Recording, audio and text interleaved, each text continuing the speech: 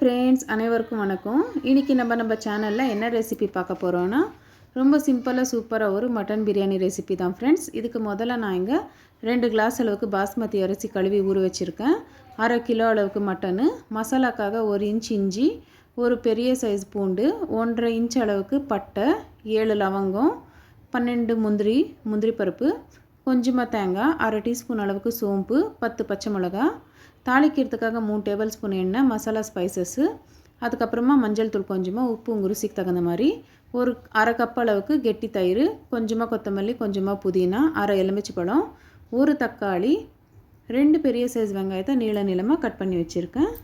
இப்போ இது எப்படி செய்கிறது பார்க்கலாம் வாங்க ஃப்ரெண்ட்ஸ். முதல்ல நம்ம இங்கே ஒரு குக்கர் வச்சு குக்கரில் எண்ணெய் ஊற்றிக்கலாம்.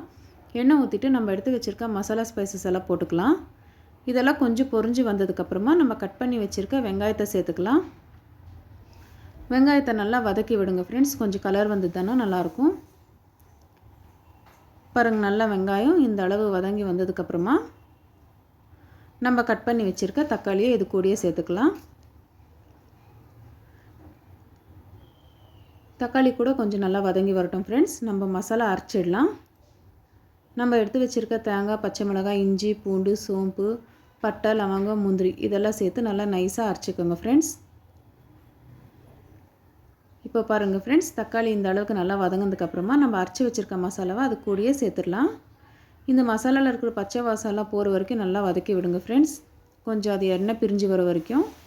பாருங்கள், இந்த அளவுக்கு எண்ணெய் பிரிஞ்சு வந்ததுக்கப்புறமா மஞ்சள் தூள் சேர்த்துக்கலாம் கொஞ்சமாக.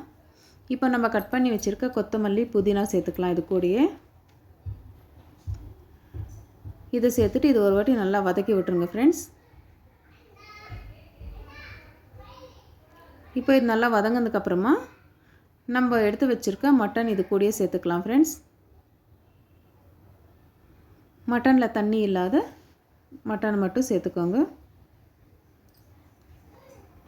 இப்போ மட்டன் எல்லாமே சேர்த்துட்டு இது நல்லா ஒரு வாட்டி வதக்கி விட்ருங்க ஃப்ரெண்ட்ஸ்.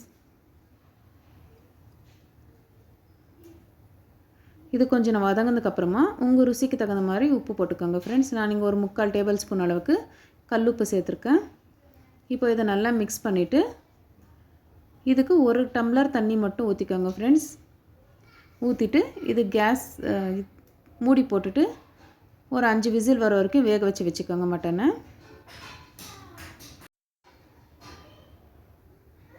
இது 5 விசில் வரட்டும்.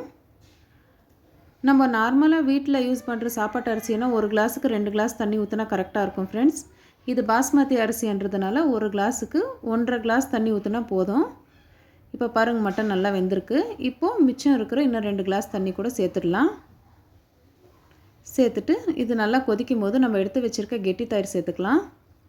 இது கூடயே நம்ம வச்சுருக்கிற 1/2 எலுமிச்சை பழத்தோட சாரத்தை கூட சேர்த்துக்கலாம்.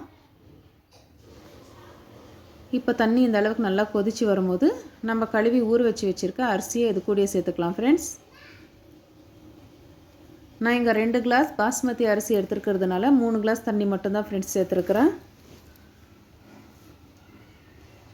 இப்போ அரிசியெல்லாம் போட்டுட்டு இது கொஞ்சம் கொதி வரட்டும். பாருங்கள், இந்த அளவுக்கு கொதி வரும்போது நம்ம மூடி போட்டுட்டு ஒரு விசில் வேக வச்சுக்கலாம் ஃப்ரெண்ட்ஸ். அவ்வளோதான் ஃப்ரெண்ட்ஸ், ரொம்ப சுவையான மட்டன் பிரியாணி ரெடியாக இருக்குது. நீங்களும் இந்த ரெசிபியை வீட்டில் செஞ்சு பாருங்கள், ரொம்ப நல்லாயிருக்கும். உங்களுக்கு இந்த ரெசிபி பிடிச்சிருந்துச்சுன்னா நம்ம வீடியோவை ஷேர் பண்ணுங்கள், லைக் பண்ணுங்கள், கமெண்ட் பண்ணுங்கள்.